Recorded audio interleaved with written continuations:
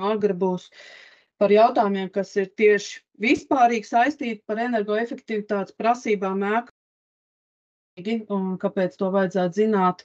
Kristaps jau,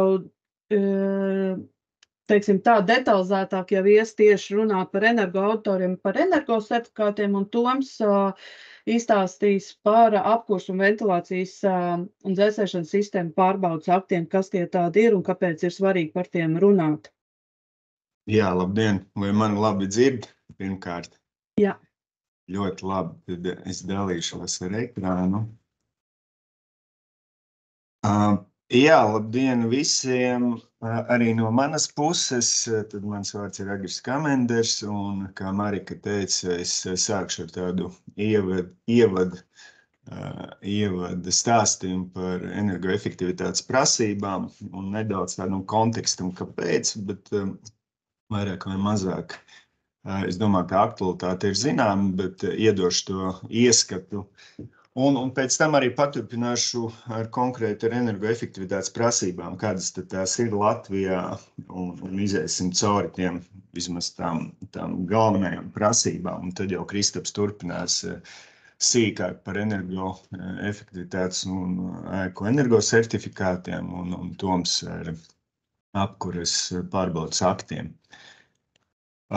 Mēs sākam, protams, parasti domājot par ēku sektoru, un tā tas tik tiešām ir, domājot par ēku sektoru. Jāsaka, tas ir liels enerģijas patērētājs, un tas līdzīgi kā visā Eiropā, tā arī Latvijā atbild par 40% no visas enerģijas patēriņa, un arī liels seg emisiju radītājs, un no kopējām Eiropas Savienības seg emisijām tieši ēkas ir atbildīgas par 36%. Tad kopā ar transportu, kopā ar lauksaimniecību ļoti nozīmīgs sektors, un mēs skatāmies kopumā uz mūsu to energobilanci un seg emisijām.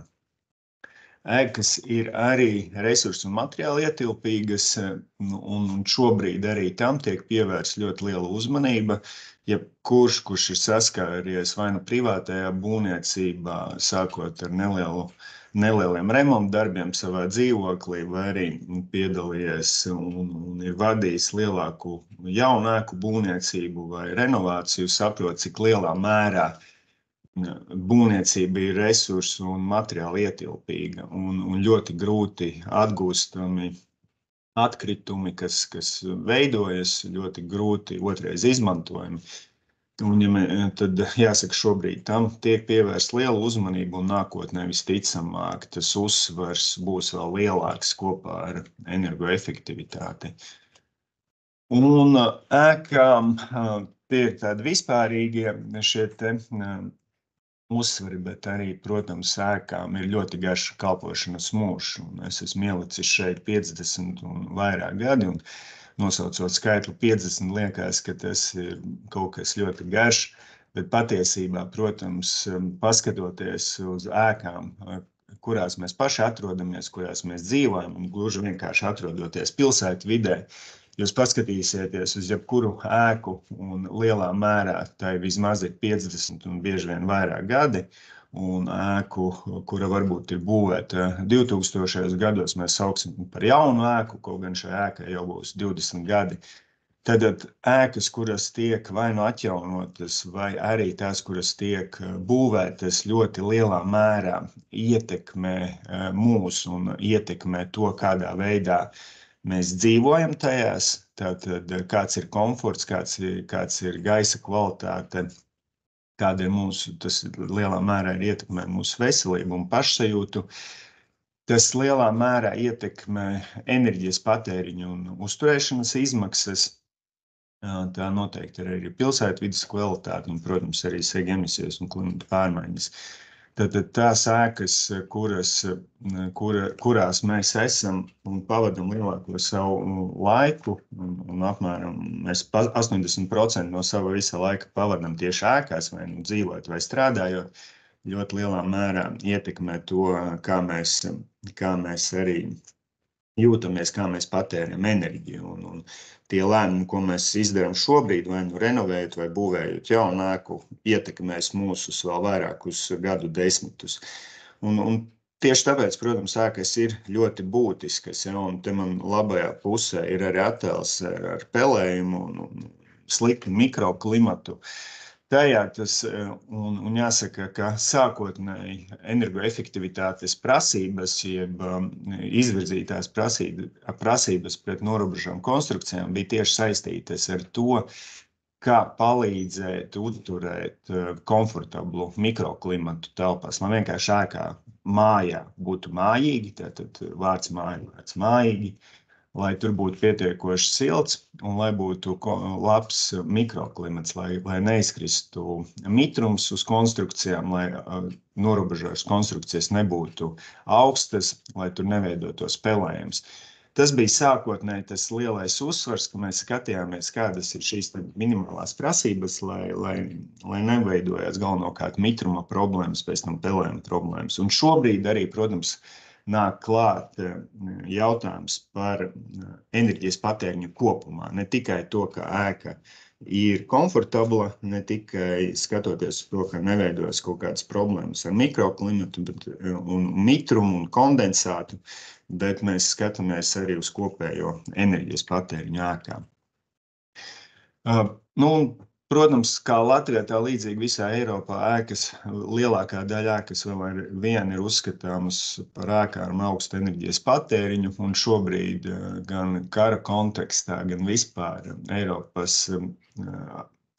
atkarībā no fosiliem energoresursiem, jāsaka tā, ka ēkas ir viens no tiem sektoriem, kur ir iespējams vēl ļoti daudz ko darīt, lai šo patēriņu dzītu uz leju un samazinātu mūsu atkarību galvenokārt no dabasgāzes. Šobrīd dabasgāze vēl aizvien ir ļoti nozīmīga un nodrošina ap 40% no visas apkures enerģijas patēriņa, kas nepieciešams tieši ēkās, un tad pārējie naftas produkti ir 11%.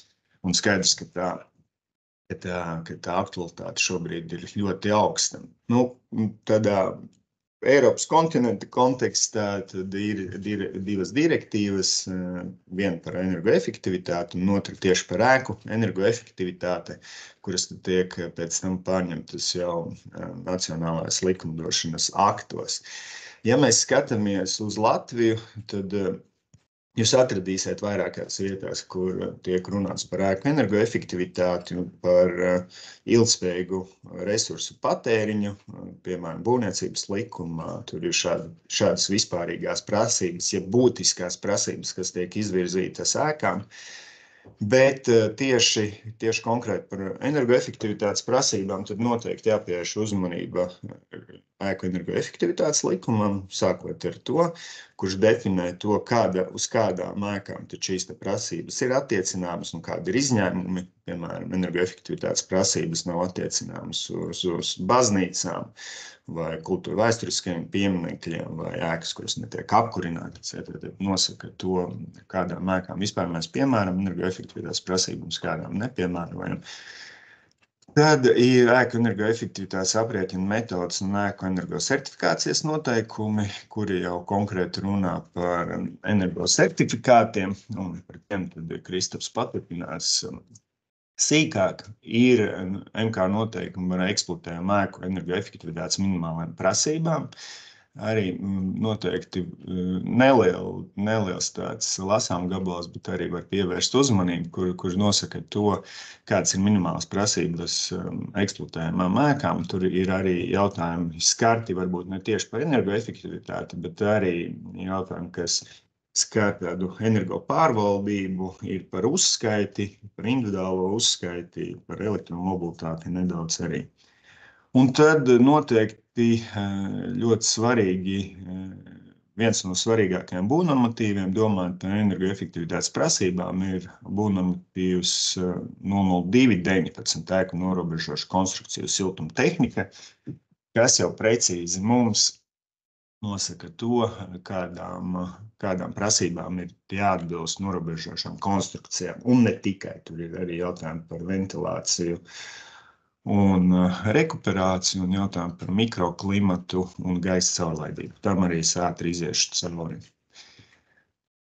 Jā, tad Ja mēs skatāmies uz tām energoefektivitātes prasībām, tad, kā es jau minēju sākumā, tad no vienas puses energoefektivitātes prasības, ja prasības pret norobežojumu konstrukcijām, cik tām jābūt efektīvām, lielā mērā bija atkarīgas no tā, vērtējot riskus, vērtējot to, lai uz konstrukcijām neveidotos kondensāts, tur, teiksim, nesāktos pelējums, lai iekšā konstrukcijās neveidotos kondensāts un nesāktos problēmas, kas saistītas ar paaugstinātu mitrumu tajās.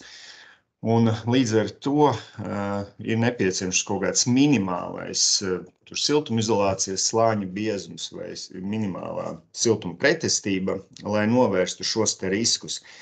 Kaut kādā ziņā šīs te prasības vēl aizvien ir saglabājušās, jo, protams, tas vēl aizvien ir ļoti būtiski. Ja mēs būvējam ēku, mēs gribam, lai mēs varam uzturēt normālu mikroklimatu un lai tur neveidotos šie riski. Līdz ar to ir šis arī būvnormatīvs, kurš izvirza prasības pret konstrukcijām, tad nosaka maksimāli pieļaujamās konstrukciju U-vērtības. Tajā pašā laikā līdztekus šis būvnormatīvs arī izvirza prasības mikroklimatam telpās, iekārtu energomērķējumam, jeb iebūvēto iekārtu energoefektivitātei, nosaka arī prasības pret infiltrāciju un zudumiem ar ventilāciju kaut kādā ziņā. Un tas ir skatoties uz ēkas mikroklimatu un ēkas šķaulu.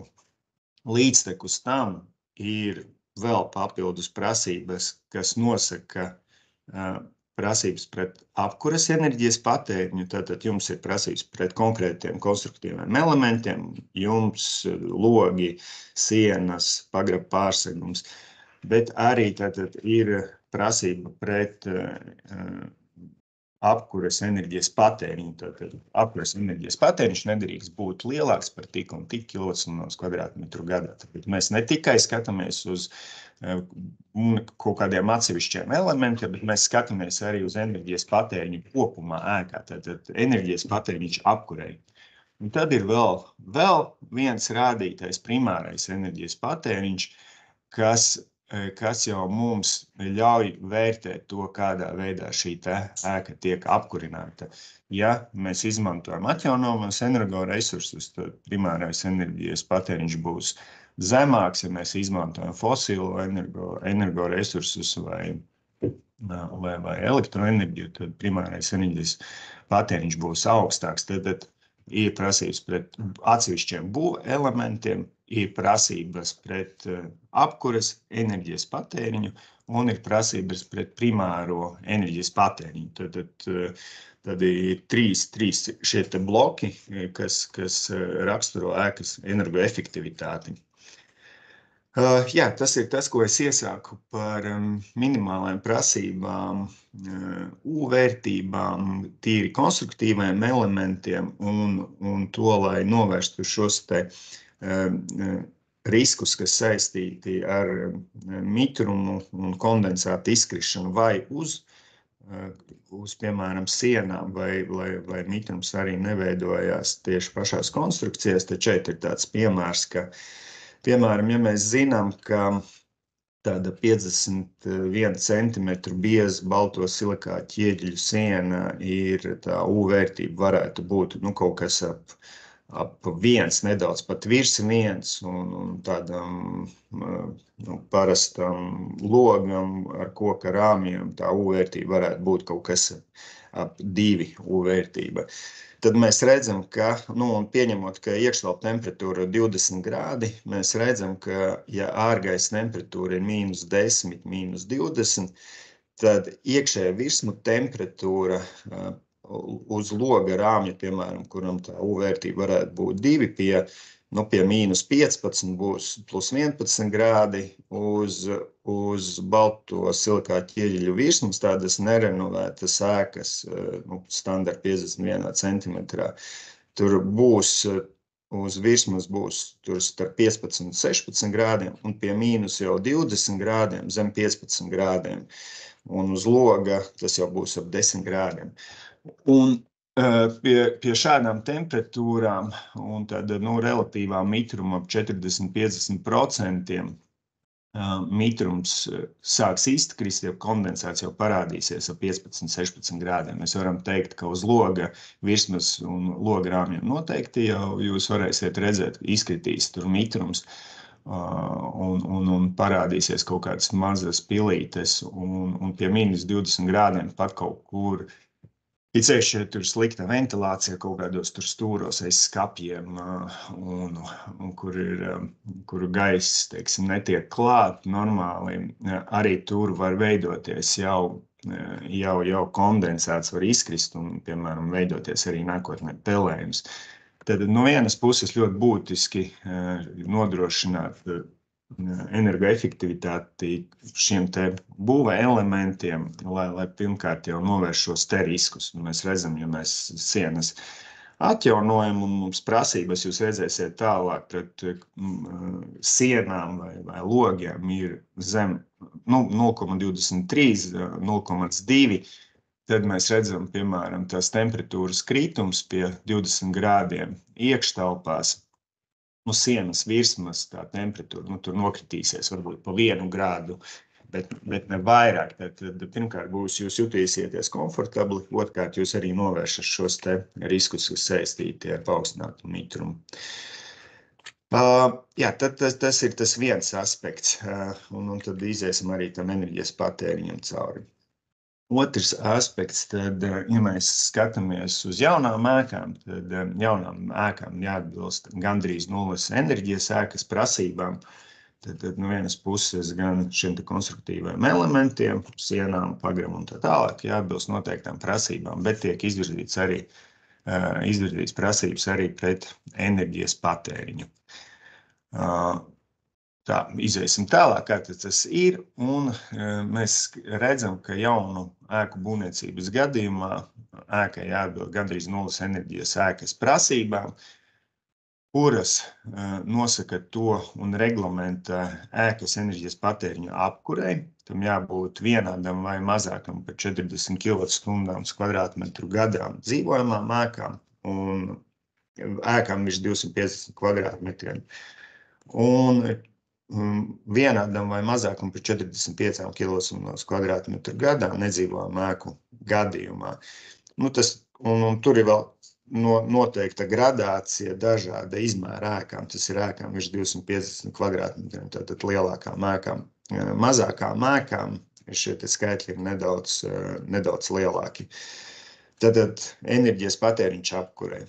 Tad tajā pašā laikā ir arī ierobežojums pret primārās neatjaunamās enerģijas patēriņa daļas, kura ietver enerģijas patēriņu apkurei, karstajam ūdenim, ventilācijai, dzesēšanai, iebūvētajam apgaismojumam, un tas ir nedzīvojamā ēku gadījumā, dzīvojamā ēku gadījumā apgaismojums nav, un tam jābūt mazākam vai vienādam par 95 kWh/m2 gadā. Tātad otrs kritērijs. Trešais kritērijs ēkā uzstādīto inženieru sistēmu enerģijas patēriņa iekārtām atbilst vismaz A klasē, tātad energo marķējums A klasē atbilstoši, un tam jāizpildās pie noteikti mikroklimata telpās.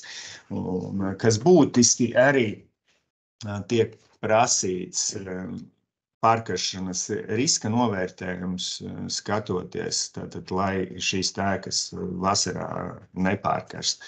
Tad visiem šiem te nosacījumiem ir jāizpildās būvējot jaunas ēkas. Tad mēs skatāmies gan konstruktīvos elementus, mēs skatāmies gan enerģijas patēriņu apkurei, primāro enerģiju, iebūvētās iekārtas un mikroklimatu. Tas ir jaunu ēku gadījumā. Domājot un runājot par ēku energoefektivitātes klasēm, tad arī tās A klases ēkai mēs jau tikko izrunājām. Tad dzīvojamā ēku gadījumā 40 kWh, zem 40 vai 40 kWh, un nedzīvojamā ēku gadījumā 45 kWh, gandrīz nulles enerģijas ēka A klase. Un tad, attiecīgi, ja tā ēka ir mazāka, piemēram, no 120 līdz 250 kvadrātmetriem, tad 50 kWh. Tad ēku energoefektivitātes klases jūs redzat B klase, C klase, D klase, E un F klase. Uzreiz minēšu, ka minimālās prasības, energoefektivitātes minimālās prasības eksploatējamām ēkām, tātad tās, kuras atrodas eksploatācijā, ir E un augstāka klase. Tātad tas nozīmētu, ka tādai dzīvo ēku gadījumā tas ir 125 kWh gadā apkurei. Tā, tas ir jautājums par enerģijas patēriņu apkurei. Līdzīgi ir ar energoefektivitātes klasē pēc primārās enerģijas patēriņa. Arī šāds pats dalījums. Mēs izgājām detalizēt A klasē, kas ir nulles enerģijas ēkas, dzīvuma ēku gadījumā zem 95 vai vienāds vai zem 95 kWh gadā. Ēkām ir 250 kvadrātmetriem. Ja tas ir starp 120 un 250, kā tas varētu būt privātmāju gadījumā, tad jaunu ēku būvniecības gadījumā primārās enerģijas patēriņam jābūt vienādam vai mazākam par 100 kWh gadā. Un nedzīvojamu ēku gadījumā 110 kWh gadā un slimnīcā vēl lielāks šis patēriņš. Un attiecīgi tad arī pārējās klases, tas ir tas, ko jūs arī redzat energosertifikātos, ka tad, kad ēkas tiek vērtētas, kāda ir esošā, kāda būs pēc renovācijas, bet to tad Kristaps sīkāk arī pastāstīs. Tādā praksē varbūt, lai apmēram stādītos priekšā, cik liels ir tās atšķirības, tad tas ir pie Rīgas tarifa 75 kvadrātmetru dzīvoklim. Vidēji, tas vidēji Latvijā ir tā nosacīti, ja, šobrīd viņš varbūt arī krietni mazāks, krietni lielāks, bet tāda ēka ir starp 140 un 160 kWh gadā, tāda ēka, kura nav renovēta, pietiek augsts patēriņš. Tad tas nozīmētu mēnesī tādam 75 kvadrātmetru dzīvoklim 178 eiro par apkuri. Tas vecais Latvijas būvnormatīvs, tad, kad ēkas tika renovētas pagājušajā uzsaukumā, tad varētu būt kaut kas ap 84 eiro mēnesī. A klases ēkai tas ir gandrīz nulles enerģijas ēka, tātad jaunas ēkas būvniecības gadījumā tie varētu būt 45 eiro mēnesī, un ja mēs ejam vēl zemāk, kas, piemēram, pasīvā ēka vai jūs redzēt tā A plus tāda ēka, tad tas būtu 16 eiro mēnesī. Tātad jūs vienkārši redzat, tīri pēc tam kilovatstundām un arī pēc eiro izteiksmē tā atšķirība, protams, no tām ēkām, kurām mēs bieži vien vēl aizvien redzam, un kādās mēs paši dzīvojam, un tas, kas ir jābūvē jau šobrīd, un tas, kas šobrīd arī ir tehniski iespējams, un tas arī tiek būvēts, tā atšķirība ir milzīga. Un tīri izsakoties arī eiro izteiksmē un enerģijas patēriņā izteiksmē, tas lai labāk stādītos priekšā, ko tās kilovatstundas īsti nozīmē. Un, jā, ēku energoefektivitātes minimālais pieļaujamais līmenis, tad jaunu ēku gadījumā dzīvojamām ēkām jāsasniedz gandrīz nulles enerģijas ēka, tad šī te A klase, attiecīgi 40 kWh gadā, apkurei un zem vai vienāds ar 95 kWh gadā primārās enerģijas patēriņš, un renovācijas gadījumā 80 kWh gadā dzīvojamā ēku gadījumā, un attiecīgi nedzīvojamā ēku gadījumā 90 kWh gadā. Tas ir pie ēku renovācijas, tātad esošu ēku gadījumā, ja jūs ēku atjaunojat, minimālais pieļaujamais līmenis ir nedzīvojamā ēku gadījumā 90 kWh gadā. Jāsaka gan tā, ka pie renovācijas šos te skaitļus var salīdzinoši viegli izpildīt 90 kWh gadā. nav augsts rādītājs. Ja lielāks izaicinājums, protams, ja jūs ejat uz gandrīz nulles enerģijas ēkas līmeni, kas ir šīs 40 kilos uz kvadrātmetru dzīvojamā ēka un nedzīvojama 45 un vēl primārās enerģijas patēriņš. Jāpiemina arī tas, ka šīs prasības tiek noteiktas manis pieminētā Latvijas būvnorma 019. Pirmais pielikuma, pirmā un otrā tabula, un jāmina arī tas, ka ja ēkas ir ar augstāku griestu augstumu nekā 3,5 metri, tad tiek veikts šāds pārreikins, ka tad ir minimālās prasības, ēkas aktuālais griestu augstums, piemēram, tur 4 vai 5 metri dalīts ar 3,5. Tad šīs minimālās prasības nedaudz pieaug. Un tas saistīts ar to, ka skaidrs, ja, piemēram, mums ir kaut kāda sporta zāle ļoti augstiem griestiem vai aktu zāle vai kaut kas cits, tad skaidrs, ka jāveic šāds pārreikins, jo tā kubatūra ir daudz lielāka, ko jums nepieciešams uzsildīt. Gaisa apmaiņa ir nevis gaisa apmaiņa, bet, teiksim, siltuma zuduma ar ventilāciju ir lielāki, tāpēc tiek arī veikts šāds pārreikins. Tam arī jāpievērš uzmanība, ir salīdzinot ēkas savā starpā, lai nedaudz saprastu, kā tad šīs prasības attiecās uz konkrētu ēku. Jā, vēl ir tādi papildus mazāk varbūt mazāk pieminētas prasības, kas kaut kādā ziņā tomēr attiecas arī uz energoefektivitāti, un arī šeit es tās ieliku, Toms nedaudz vairāk tieši pa apkuras katliem un dzēsēšanu. Bet ir jautājums, es jau pieminēju par minimālām prasībām pret eksploatāciju esošām ēkām, tad tā, ka netiek neatjaunota, ne renovēta, ne būvēta jauna, jo, ja mēs būvējam jaunu, tad skaidrs mums jāizpilda Latvijas būvnorma prasības un ēku energoefektivitātes prasības likuma. Ja mēs atjaunojam ēku un ēka atjaunot skar vismaz 25% no konstrukcijām, tad arī mums ir jāizpilda būvnormatīva prasības, bet eksploatējamām ēkām minimālā ir E-klase vai augstāka. Nedzīvām ēku gadījumā varbūt tas interesanti būs tieši pašvaldībām un tiem, kuriem ir tiešām tādi varbūt lielāki kompleksi, tur baseinos varētu būt jāskatās un varbūt arī ledushallēs. Tad nedzīvām ēku gadījumā tur, kur ventilācijas sistēma, gaisa kondicionēšanas sistēma vai apvienot gaisa kondicionēšanas un ventilācijas sistēmu vajadzības pārsniedz 290 kW no 25. gada. Šīs ēkas ir jāaprīko ar ēkas automatizācijas un vadības sistēmām. Tātad ir BMS, bet ne ar vienkārši BMS. Tur ir vairāki punkti, kādām prasībām šīm automatizācijas sistēmām ir jāatbild. Tātad tās ir sistēmas, kuras spēj reaģēt uz enerģijas patēriņa izmaiņām, piemēram, iepriekš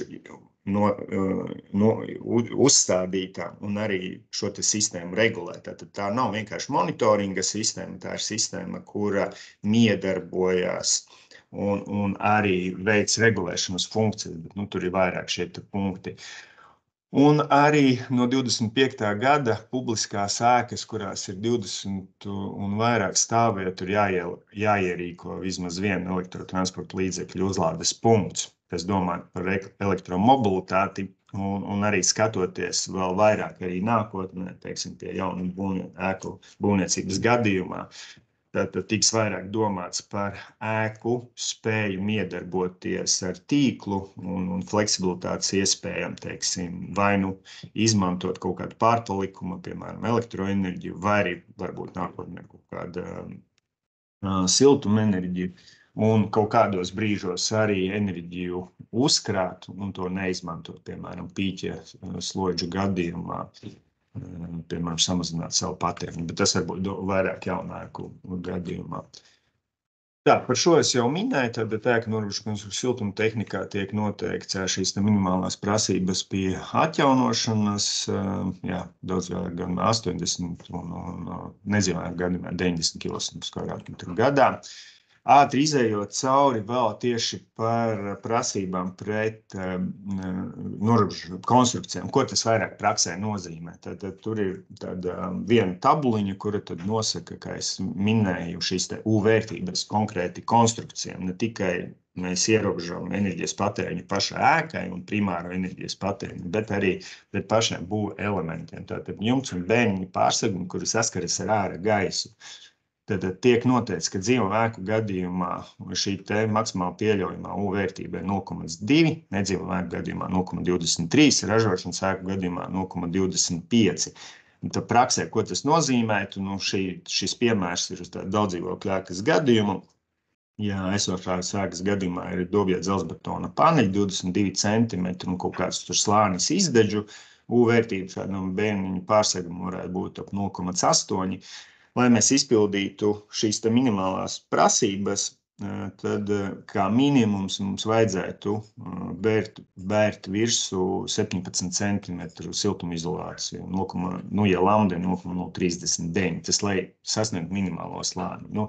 Renovāciju gadījumā gan šis slāni krietni vienu var palielināt vismaz 30 cm, tas ir ļoti izmaksas ziņā efektīvs pasākums, ko veikt un viegli veicams. Tad nedzīvo ēku gadījumā attiecīgi 14 cm minimālais slāņa biezums būtu, un ražošanas ēku gadījumā tas būtu 12 cm, lai mēs izpildītu šīs te minimālās prasības pret jumtiem un bēniņiem.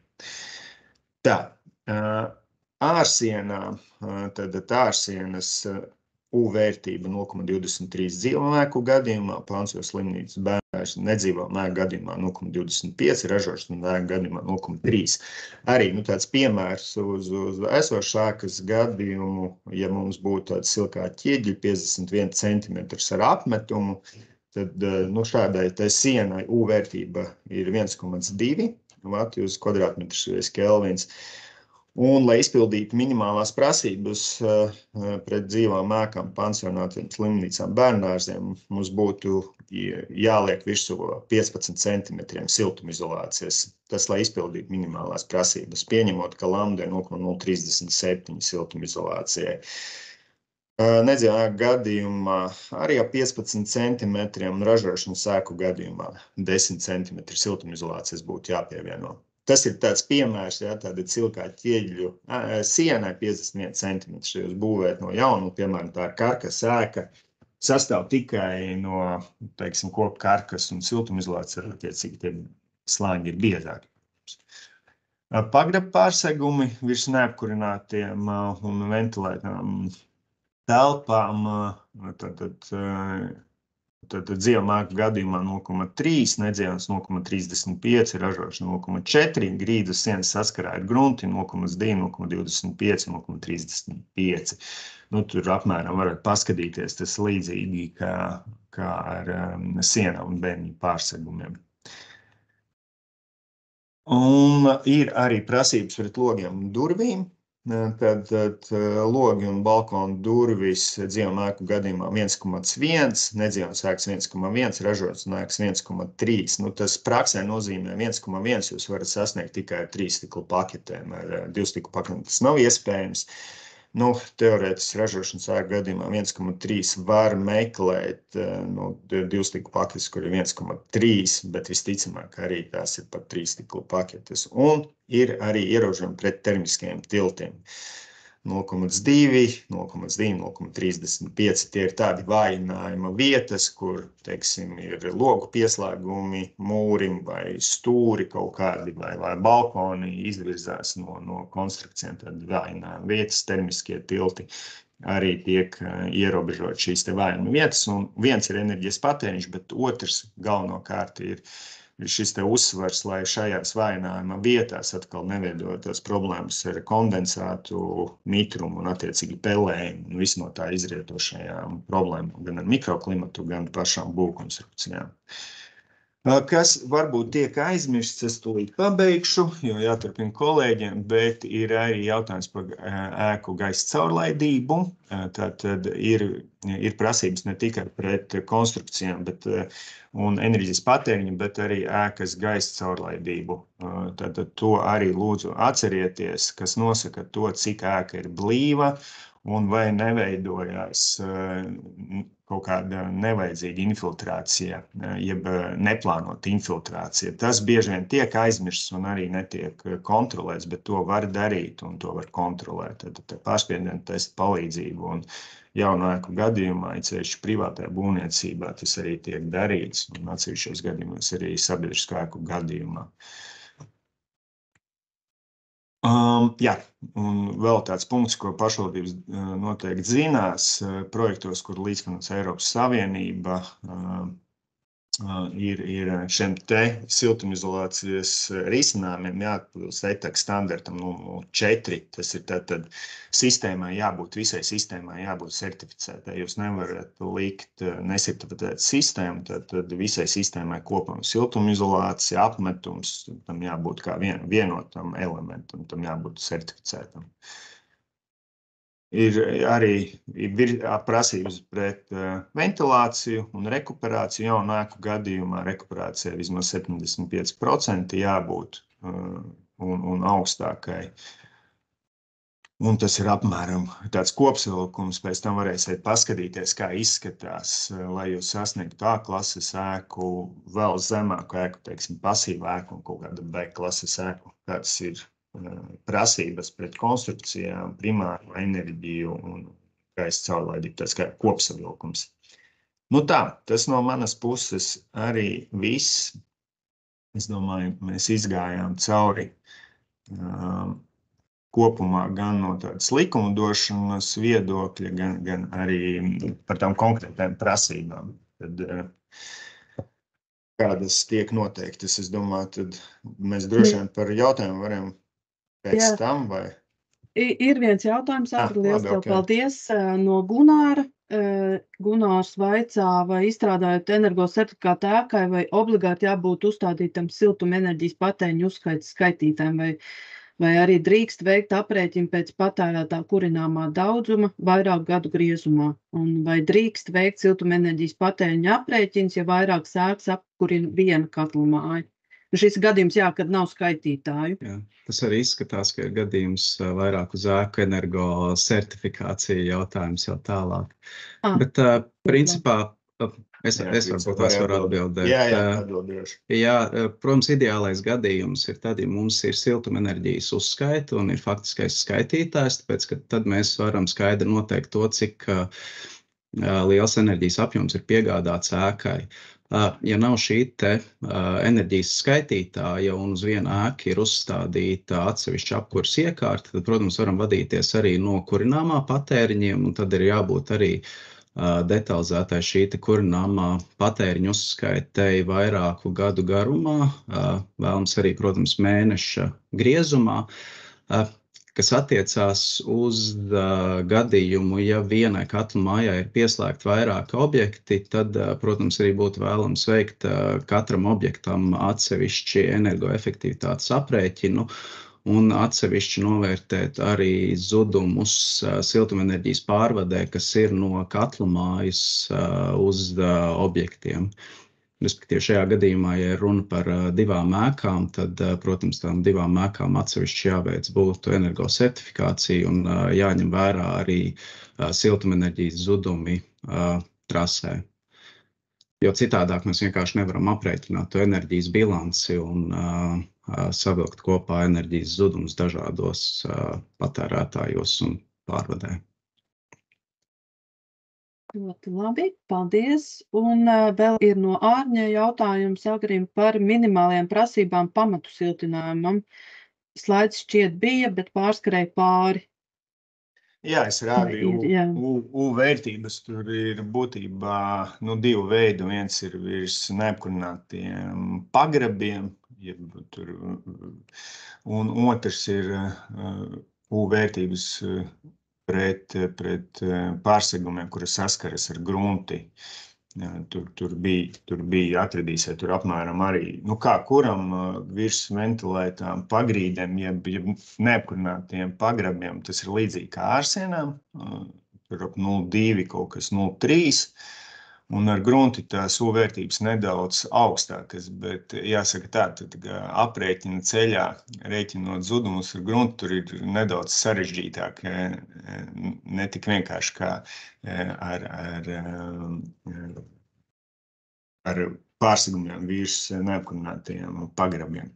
Bet tur apmēram tas pats, lai izpildītu tātad prasības, ja mēs skatāmies dobēs dzelzbetona pārsegums ar kaut kādiem tur arī nezināmu izcelsmi siltumizolāciju, teiksim, izdeģiem vai kaut ko tam, mēs runājam, piemēram, par daudz dzīvokļu ēku vai arī par publisku ēku, tad tas minimālais kaut kur siltumizolācijas slāņa biezums tādai standartizētai būtu 12 kaut kas centimetriem, manuprāt, lai izpildītu prasības. Bet, protams, tur jāskatās tā konkrēta konstrukcija un ēkas tips arī tur nedaudz atšķirās.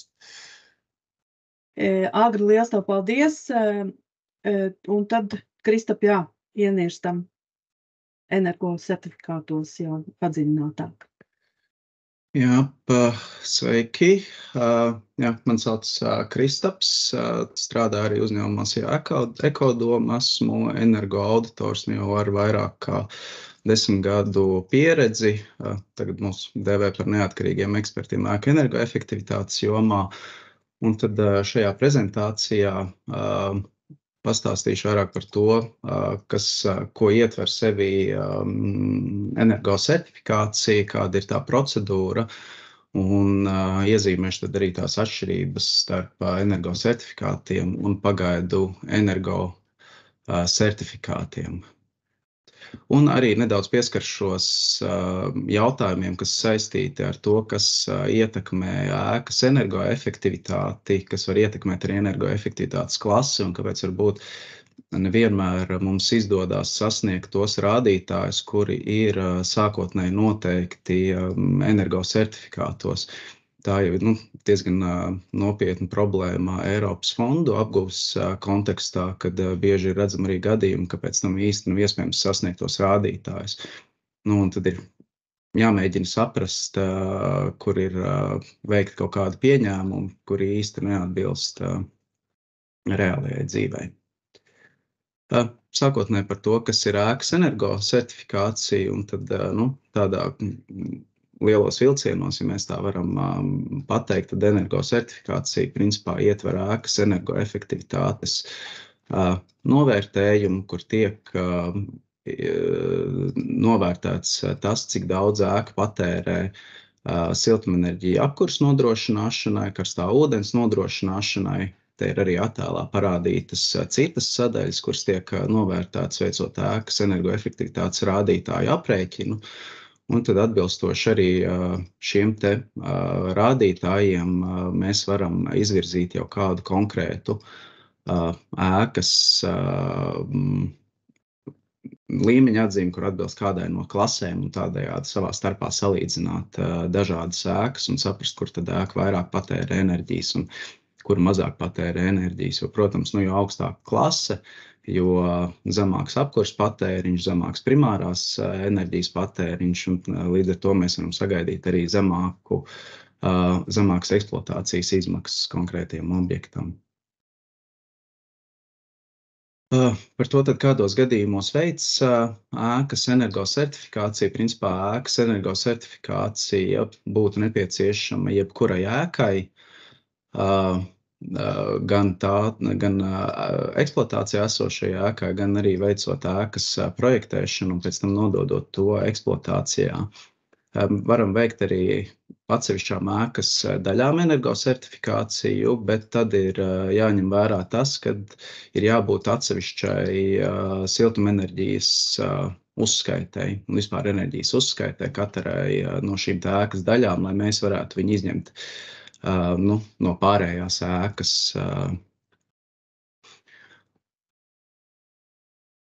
Un ir arī izņēmuma gadījumi, kuros energo certifikāciju var neveikt. Tās ir ēkas, kurām enerģiju neizmanto iekštelpu mikroklimata regulēšanai. Tās būtu, principā, ēkas bez apkuras sistēmas. Tad ir dažādi kultūras pieminekļiem, kuriem šīs energoefektivitātes prasības var novest pie kaut kādiem kaitējumiem vai arī ļoti bieži arī nav pamatoti, ne tehniski, ne ekonomiski kultūras pieminekļiem vai kaut kādus uzlabojumus. Tad ir reliģiskās ēkas ar sezonālu lietojumu, kur, principā, ziemā šis siltumenerģijas patēriņš šīm ēkām faktiski nav. Un arī tad telpas ar platību mazāk kā 50 kvadrātmetriem. Tad vēl ir pagaidu būves, kuras nav paredzētas lietošanai vairāk kā par 2 gadiem, un ražošanas un lauksaimniecības ēkas ar ļoti zemu enerģijas patēriņu, kurš nepārsniedz 50 kWh. Tad droši vien varētu rasties jautājums, kā tad mēs varam zināt, vai nepārsniedz vai pārsniedz šīs 50 kWh, bet droši vien būtu jāskatās no patērētā enerģijas apjoma un arī no tā, kādi ir šie te uzturētie parametri. Tāpēc, ka te ir minēts tas, ka tam kopējam enerģijas patēriņam viņš nedrīkstētu būt lielāks par 50 kWh uz kvadrātmetru. Un arī diplomātiskajām un konsulārajām ēkām arī nav piemērojams šīs te energoefektivitātes prasības. Tāpat ir viens arī tāds speciāls gadījums, ka pārbūvējumam un atjaunojumām ēkām var neveikt atkārtotu energosertifikāciju, ja šai ēkai jau ir spēkā esošs energosertifikāts un pārbūves un uzlabojumu rezultātā ietekme uz apkurs un primāro enerģijas patēriņu ir mazāk par 5%. Tā arī ir jautājums, kā mēs varam noteikt to, vai šī ietekme ir mazāk par 5% vai nav.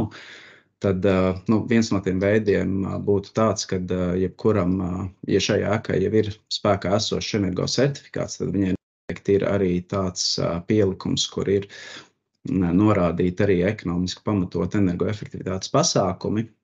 Un pie šiem te pasākumiem ir tabulā norādīts arī tas, cik konkrētais pasākums teorētiski konkrētā pasākuma izpilde samazina enerģijas patēriņu. Tad viens ir veids, kā mēs varam noteikt, skatoties pēc šī, un tad nākamais ir, droši vien tīri racionāli skatoties, ja tie uzlabojumi ir vairāk tādi kosmētiski, nevis ar mērķi samazināt enerģijas patēriņu, tad visticamāk arī šī 5% barjera netiks sasniegta. Likumdošanā izšķir 2 certifikātu veidus. Viens ir ēkas energosertifikāts un viens ir ēkas pagaidu energosertifikāts. Ēkas energosertifikāts tiek izsniegts, šobrīd vēl ar vienu tiek izsniegts uz 10 gadiem, un tad vēl ir ēkas pagaidu energosertifikāti, kuri agrāk bija derīgi 2 gadus, bet tagad to derīguma termiņš ir palielināts uz 3 gadiem. Un šie te, principā lielākā atšķirība, kāda ir starp šiem te 2 energosertifikātu veidiem, ir ēkas ilgtermiņa lietošana, vai šī ēka jau ir lietota vai nav lietota, un līdz ar to, vai šai ēkai ir pieejama kaut kāda enerģijas patēriņa dati vai nē.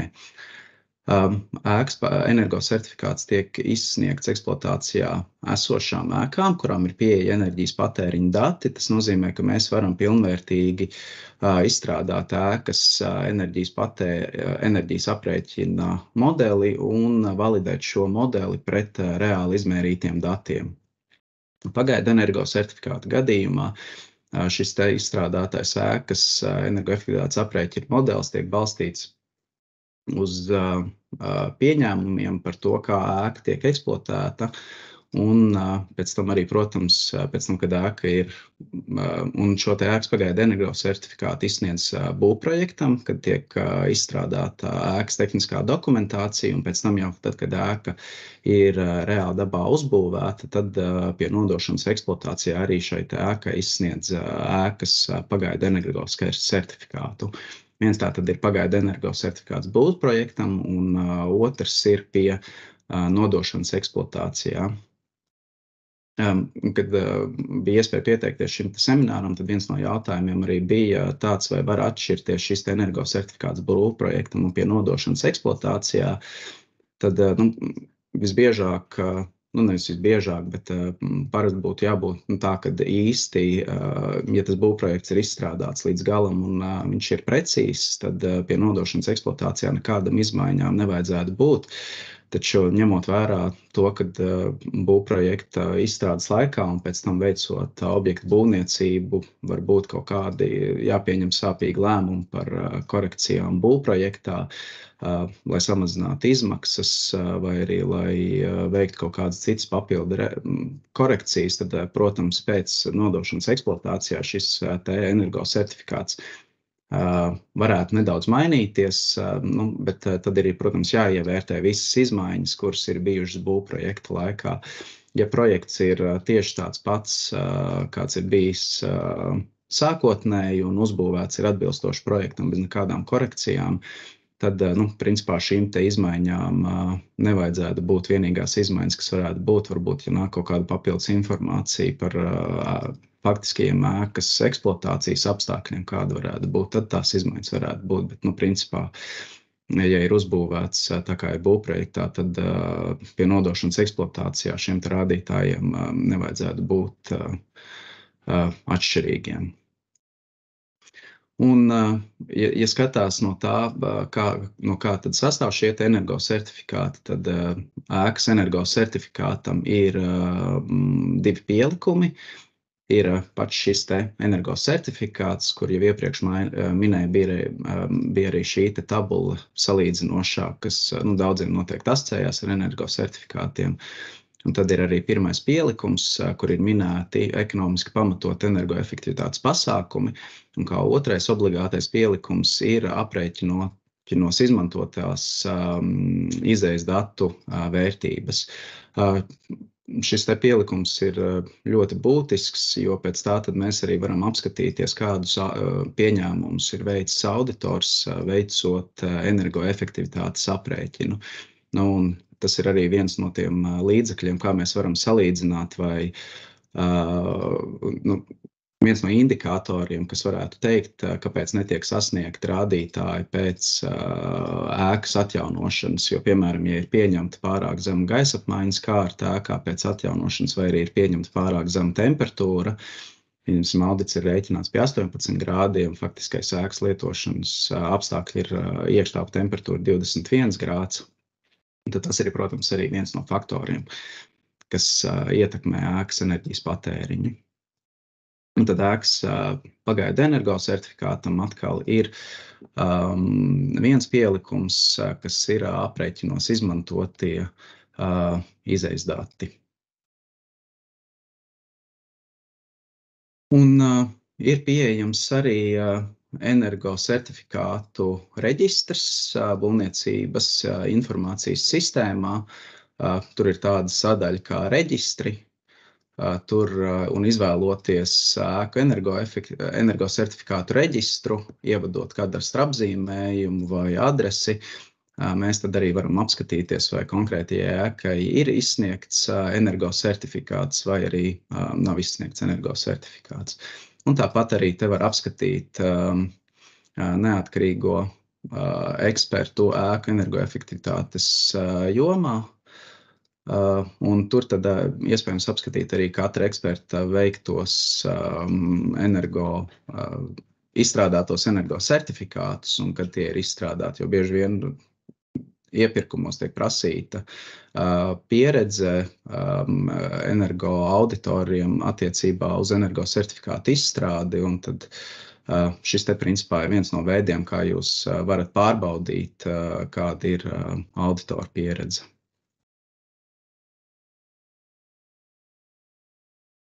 Tālāk par ēku energosertifikācijas soļiem, kā tiek secīgi veikta energosertifikācija. Tad pirmā lieta noteikti, kas ir jādara, tas ir jāveic izejas datu apkopošana, un pie izejas datiem ietilpst tāda informācija kā ēkas inventarizācijas lieta. Tai būtu jābūt pamatā pilnīgi visām ēkām, un tad ideālā gadījumā, ja ēkai vēl ir arī kaut kādi cita tehniskā informācija, piemēram, pats ēkas projekts, kas būtu arhitektūras daļa, AVK sadaļa un principā visa tehniskā informācija, kas ir par inženieru sistēmām, kuras nodrošina iekštelpu komfortu telpās. Jo vairāk informācijas, jo labāk, jo tad auditors arī var izsijāt, kur no šīs informācijas ir nepieciešama un kur nav.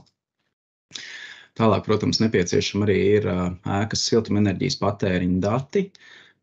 Ideālajā gadījumā, ja šie ir izmērītie enerģijas patēriņa dati, jo tie parasti ir visprecīzākie, var, protams, iesniegt arī kurināmā patēriņa datus, bet tad uzreiz jau šajā solī tiek ieviestas dažādas neprecizitātes, jo atkarībā no kurināmā un pašas apkuras iekārtas, tad sezonāli arī mainās enerģijas ražošanas efektivitāte, un tas vairumā gadījumā arī ir tāds pieņemts lielums, kā mēs aprēķinām no kurināmā apjoma faktiski saražoto enerģiju. Un arī, protams, ja ir pieejami karstā ūdens patēriņa dati, elektroenerģijas patēriņa dati, un katram atsevišķi savu skaitītāju, tas ir labākais scenārijs. Tālāk, pēc tam, kad ir iegūta visa šī informācija un veikta sākotnējā datu analīze, tad jau tiek veikta ēkas apsekošanas dabā, kur tiek apsekotas ēku norobežojošās konstrukcijas, veikti nepieciešamie uzmērījumi, tiek apsekotas ēkas inženieru komunikācijas, tāpat arī šeit ir iespējams veikt nepieciešamos mērījumus, tiek veikta arī ēkas lietotāju aptauja, lai gūtu labāku priekšstatu par ēkas iekštelpas klimatu dažādās sezonās.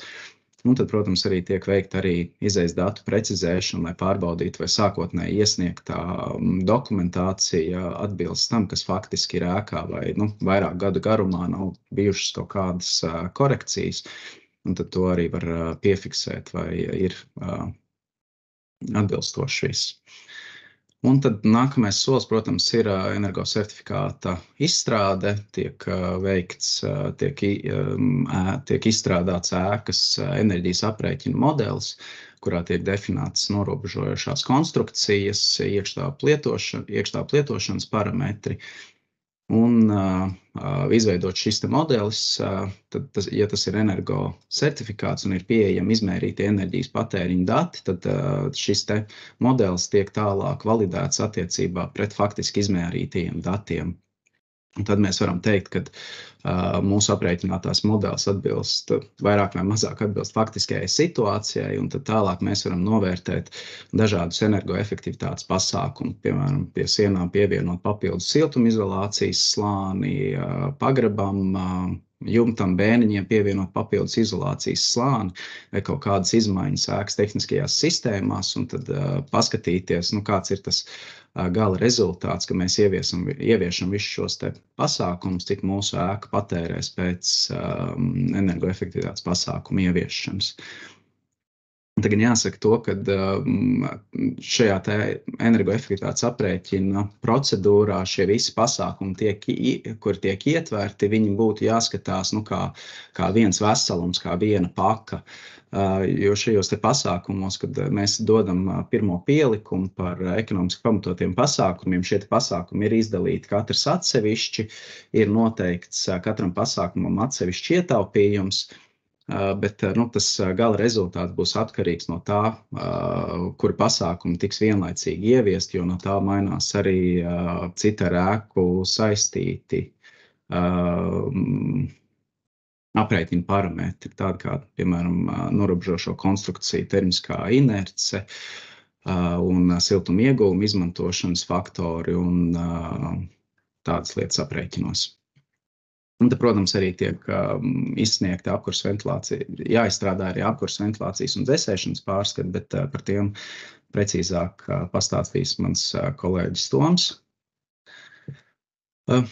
Tālāk ir iespēja veikt arī ēkas energosertifikāciju atbilstoši izmērītajai energoefektivitātei, taču jāņem vērā to, ka šajā gadījumā tiešām būtu jābūt atsevišķai enerģijas uzskaitei visiem enerģijas patērētājiem, lai mēs varētu veikt energosertifikāciju atbilstoši šai metodei, jo, tas standarta gadījums ir tāds, ka mums, piemēram, ja mēs runājam par siltumenerģijas patēriņu, tad siltummezglā ir uzstādīts viens siltumenerģijas skaitītājs, un tad tālāk auditors sadala šo siltumenerģijas patēriņu apkuras vajadzībām un karstā ūdens vajadzībām. Un šādā gadījumā mēs šo metodu nevaram izmantot. Ja mēs gribam balstīties uz izmērīto energoefektivitāti, tad mums apkurai un karstiem ūdenim būtu jābūt atsevišķiem siltumenerģijas skaitītājiem. Tas attiecās arī uz pārējiem enerģijas patēriņu veidiem ēkā. Tad, kā tiek veikta siltumenerģijas patēriņa apkopošana un kāpēc es to esmu atsevišķi izcēlis, tāpēc, ka šie ir viena no tiem svarīgākiem datiem, kurus nepieciešams jau laicīgi sagatavot, un tie būs nepieciešami jebkura ēkas energosertifikāta izstrādei, tad vēlams ir, ka šie enerģijas patēriņa dati ir vismaz par pēdējiem 5 gadiem mēneša griezumā. Minimālais apjoms būtu 3 gadi, lai varētu veikt šo enerģijas patēriņa datu korekciju. Un tad arī karstajā ūdens patēriņa datiem arī ir vēlams, lai tie ir siltummezglā nolasīti, nevis kaut kādos atsevišķos patērētājos, jo tad mēdz ieviesties kaut kādas neprecizitātes arī šajos datos.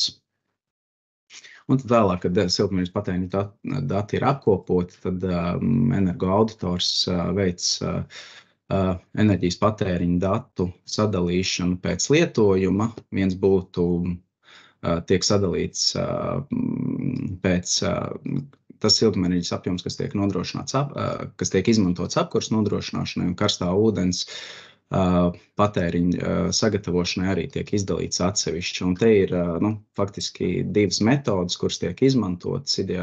Šeit atkal jāsaka, ka labākais gadījums ir tas, ja mums ir pieejami arī karstā ūdens patēriņa dati, jo tad mēs varam aprēķināt īpatnējo rādītāju, cik mums nepieciešams ir kilovatstundas uz kubikmetru karstā ūdens sagatavošanai, bet, ja šādi dati nav, tad arī mēs varam vadīties pēc vasaras mēnešiem, respektīvi pēc perioda, kad nav apkuras periods.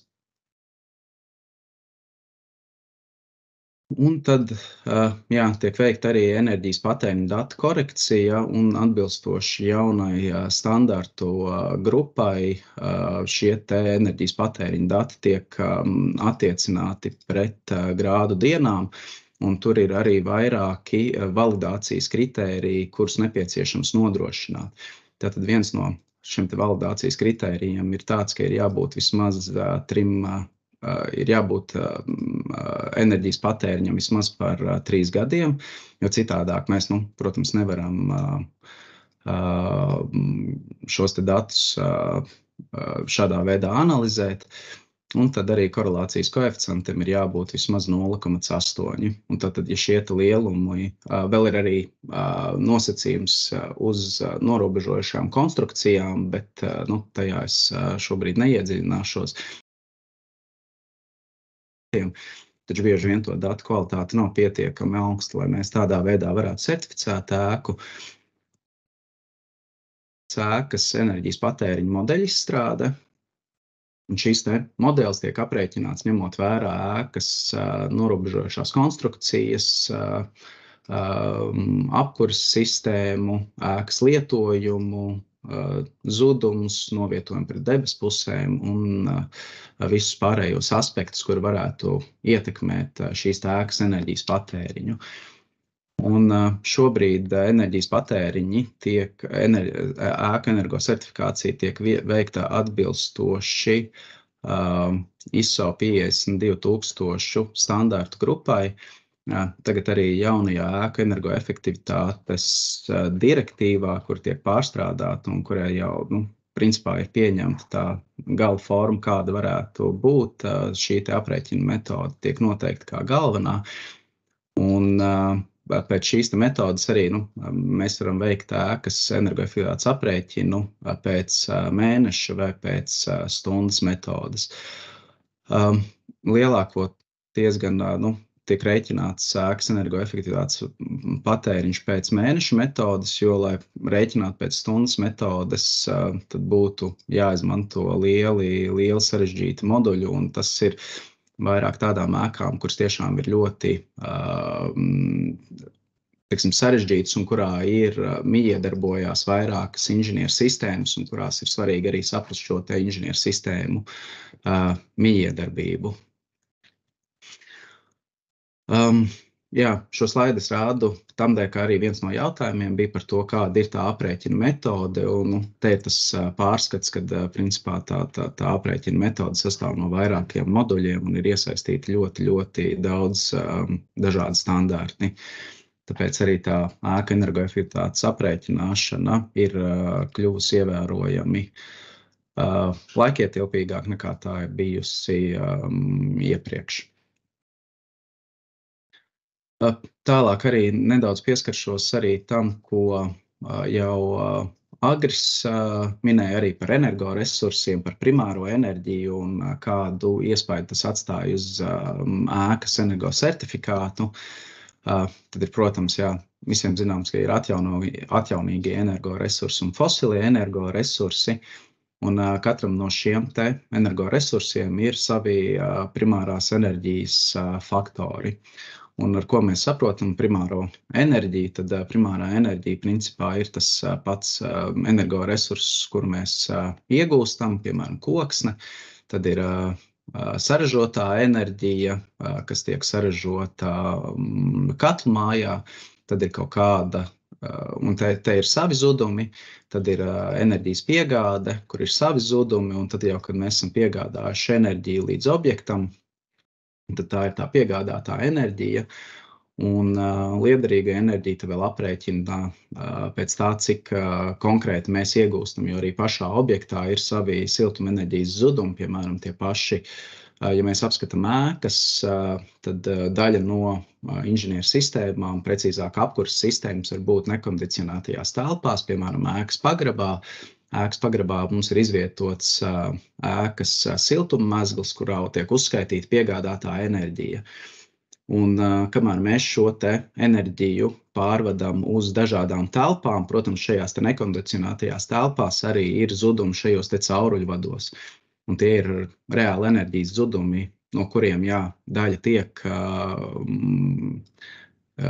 daļa tiek pārnest atpakaļ ēkā, jo vienkārši tas pagrabs tad mums sanāk ir siltāks un paaugstinās pagraba temperatūru, līdz ar to tie siltuma zudumi ir zemāki, bet tajā pašā laikā arī daļa no enerģijas zūd, kā siltuma zudumi caur pagraba sienām un grīdu, kas aiziet uz zemi. Un ar bēniņiem ir tieši tas pats, ka mums ir kaut kāda daļa no tehniskajām sistēmām, piemēram, šie paši cauruļvadi bēniņos, tad arī šie te ir siltumenerģijas zudumi, kuri nav liederīgā enerģija, kur mēs neizmantojam liederīgi, lai apkurinātu telpas. Un līdz ar to tad tā liederīgā enerģija, kas ir, ko mēs reāli faktiski varam iegūt no saviem siltķermeņiem. Un, ir šai primārai enerģijai arī ir dažādi faktori. Tā primārā enerģija tiek aprēķināta un tā tiek rēķināta no piegādātās enerģijas. Un tad piemērojot šos faktorus, mēs tad varam arī aprēķināt primārās enerģijas patēriņu ēkā un atbilstoši arī norādīt tās klasi. Un kā piemērs, tad pēc tam, kad mēs esam veikuši visus šos pasākumus, salikuši, veikuši ēkas enerģijas patēriņa, aprēķinājuši ēkas energoefektivitāti, mums ir ēkas modelis, mēs varam piemērot dažādas energoefektivitātes pasākumus, un balstoties uz tā pamata, tad tiek izsniegts ēkas energosertifikāts. Un šeit kā piemērs ir parādīts, kā izskatās ēkas pagaidu energosertifikāts, kurš tiek izsniegts pēc visu būvdarbu pabeigšanas. Un savukārt, lai šo te sagatavotu, tad būtu nepieciešams obligāti pārbaudīt izpildu dokumentāciju par to, kas faktiski ir īstenots objektā, un pie nepieciešamības veikt arī ēkas apsekošanu, ja ir aizdoms par to, ka kaut kas nesakrīt, jo šī te izejas dokumentācija, kas ir faktiski sekto darbu akts un kas ir izpildīts ēkā, tas vislabāk varētu parādīt to, kas ir īstenots objektā. Tālāk par to, ka tas, kas ietekmē ēkas energoefektivitāti, kam jau iepriekš pieskāros un kas var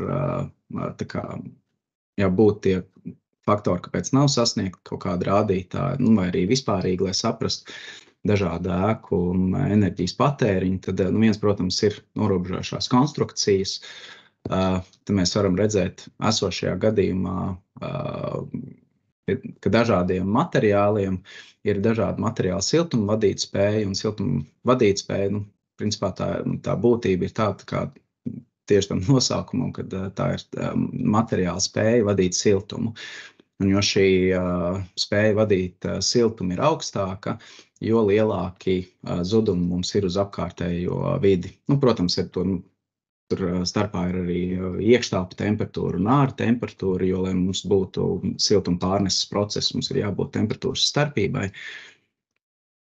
Bet, faktiski pie vienādiem ārā gaisa un iekštelpu apstākļiem materiālam ar augstāku siltuma vadītspēju būs lielāka siltuma zuduma. Un tad vēl viena lieta, kas jāņem vērā, ir arī ēkas kompaktuma faktors. Viņi ir iespējams izteikt ar dažādiem lielumiem. Latvijā energosertifikātos arī parādās šis te kompaktuma faktors, un tās ir ārējās virsmas un tilpuma attiecība. Un šis ir tas lielums, kurš principā, jo zemāka ir šī te vērtība, jo kompaktāka ir ēka. Jo, respektīvi, ja mums ir, piemēram, 1000 kvadrātmetru ārējā virsma, tad pie tilpuma 1000 kubikmetri mums sanāk, tad šis te kompaktuma faktors būtu 1, bet pie tilpuma 2000 kubikmetri šī attiecība būtu 0,5. Respektīvi, ja vienā un tajā pašā konstrukcijā mēs varam ielikt lielāku kubatūru, tad mēs varam iegūt kompaktāku ēku, un tas arī ietekmē ēkas enerģijas patēriņu. Jo kompaktāka ēka, jo šis enerģijas patēriņš varētu būt zemāks, un jo šis te kompaktuma faktors ir augstāks, jo enerģijas patēriņš ir augstāks un energoefektivitātes rādītājus grūtāk sasniegt. Tāpēc arī Agrs, kad rādīja iepriekš savā prezentācijā par šīm te prasībām gandrīz nulles enerģijas patēriņa ēkā, mēs varējām redzēt, ka krasi atšķirās šīs te prasības, kas ir ēkām līdz 150 kvadrātmetriem, 250 kvadrātmetriem un vēl ir 1000 kvadrātmetriem. Un viens no faktoriem, principā, ir šis te, kad mainās kompaktuma faktors, tāpēc arī ir šīs atšķirīgās prasības. Tad vēl viena lieta, kas ļoti ietekmē, tā ir iekštelpu gaisa kvalitāte un iekštelpu gaisa apmaiņa. Šis te arī ir lielums, kuru veicot ēku energosertifikāciju ir grūti noteikt, neveicot faktiskos mērījumus, un šis pamatā ir pieņemts lielums. kas nevienmēr var pilnīgi korekti atspoguļot esošo situāciju, jo viens ir tas, ko mums nosaka normatīvie akti, kad ja telpās vienīgais piesārņojuma avots ir viens cilvēks, tad, ja piesārņojuma avots ir tikai cilvēks, tad būtu nepieciešams, gaisa apmaiņai būtu jābūt 15 kubikmetri stundā uz vienu cilvēku. Ja ir arī kaut kāda cita piesārņojuma avota, piemēram, virtuve, vai arī tas pats sanitārais mezgls, kur ir papildus mitrums, tad tās gaisa apmaiņas, protams, ir lielākas, bet realitāte, protams, ir tāda, kad, ja mēs skatāmies pēc faktiskās CO2 koncentrācijas, kāda ir telpās, un pēc šiem te normatīviem, tad tā gaisa kvalitāte bieži vien ir stipri vien zemāka, un tas gaisa apjoms uz vienu cilvēku ir stipri vien zemāks. Ja mēs paskatāmies arī šeit pēc aprēķiniem tiek noteikta CO2 koncentrācija telpās, šajā gadījumā pie 50 kvadrātmetru telpā ar griestu augstumu 2,5 metri, telpā uzturās 3 cilvēki, tiek nodrošināti 15 kubi uz cilvēku, tad tā gaisa apmaiņa ir 0,36, un tad CO2 koncentrācijai būtu jānostājās kaut kur pie 1800. Realitātē, kad mēs veicam ēku apsekojumus un veicam CO2 koncentrācijas mērījumus, un pašam arī ir CO2 sensors mājā, un es veicu šo te mērījumus, tad neveidinot telpas, tā CO2 koncentrācija bieži vien viegli pārsniedz 2000. Un līdz ar to arī tās ir diezgan viegli secināt, ka tās faktiskās gaisa apmaiņas ir stipri vien zemākas nekā tiek pieņemts aprēķinos. Un es tūlīt beigšu. Jā, vēl viena lieta ir par temperatūrām, par mitrumiem. Un šeit savukārt ir atkal viena ļoti būtiska lieta, ka mēs ar kolēģi arī veicām nesen apsekojumu viena mācību iestādē, kurā bija mehāniskā ventilācija, un tur tā aina bija tāda, ka bija ļoti augstas gaisa apmaiņas, bija ļoti augstas iekštelpu temperatūras, un līdz ar to arī ļoti zems telpu relatīvais mitrums.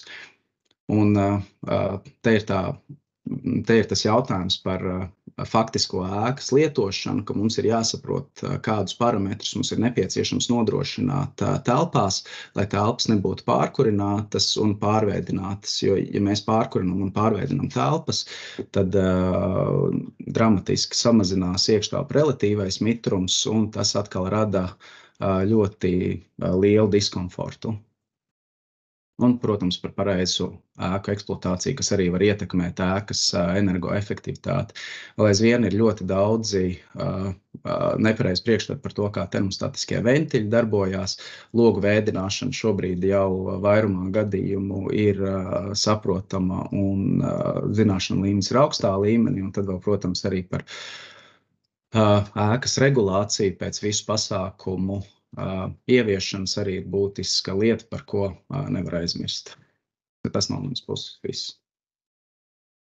Lielas paldies, Krista, par šo padziļināto ieskatu īstenībā no energoauditora puses, kā energoauditi top, kāda ir, manuprāt, svarīgākie, kas ir parādīts, ko tu minēji, par to īstenībā sarežģīto aizmuguri ar modeļiem, ko prasa šobrīd likumdošana izmantot šos modeļus un aprēķināt, un tāpēc arī bieži tas jautājums ir, kāpēc auditi ir tik dārgi, tad tas arī ir viens no tiem skaidrojumiem.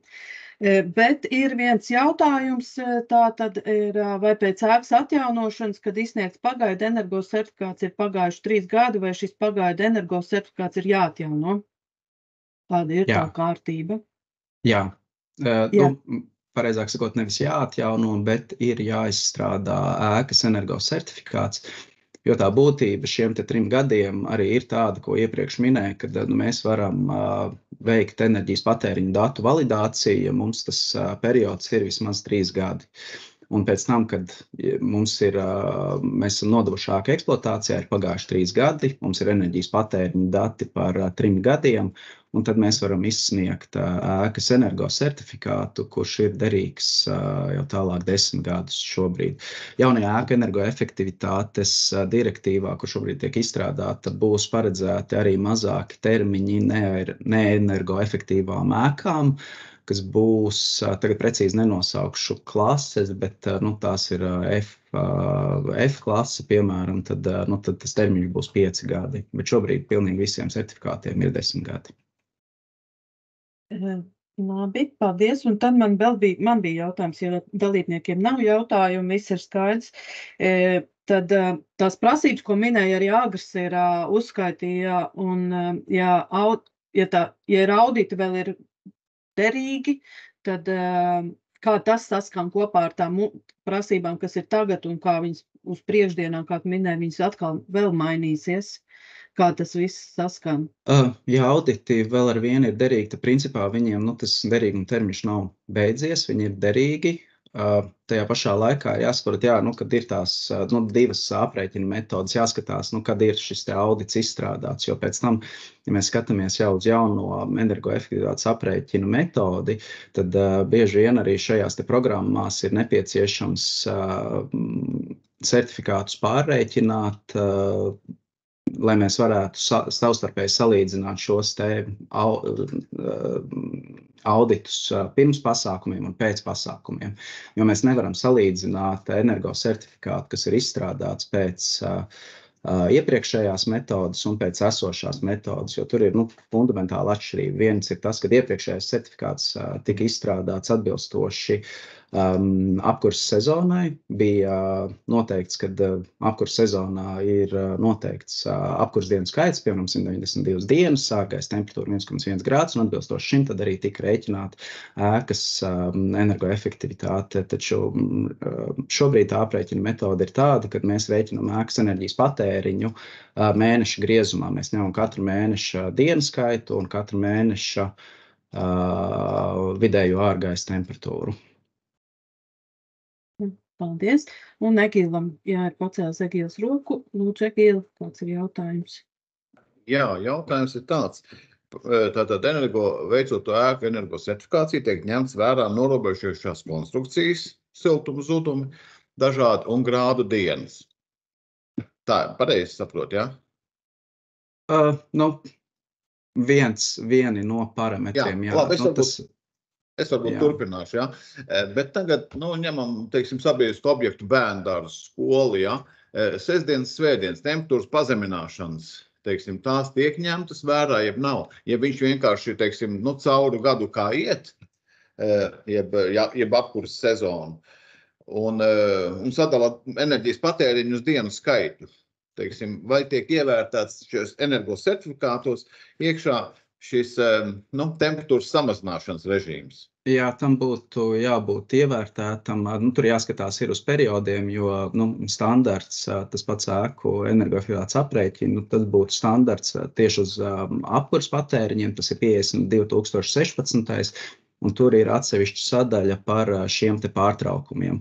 Tur gan ir atkarīgs no tā, cik liels ir tas pārtraukums, un katrs gadījums jāskatās atsevišķi, bet principā tas būtu viens no parametriem, kas tiek vērtēts, jā. Labi, paldies. Liels paldies tev, Kristap, un tad dosimies tālāk jau pie apkurses elementiem. Vārds Tom tev. Paldies. Jā, sveiki visiem.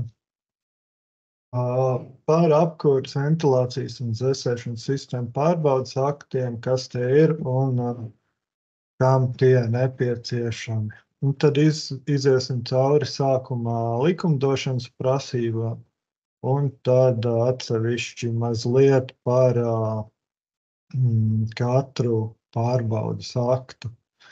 Papildus vēl ir ēkas automatizācijas kontroles un tehniskās vadības izvērtējums. Tātad visam šim pamatā ir ēku energoefektivitātes likums, 11. pants,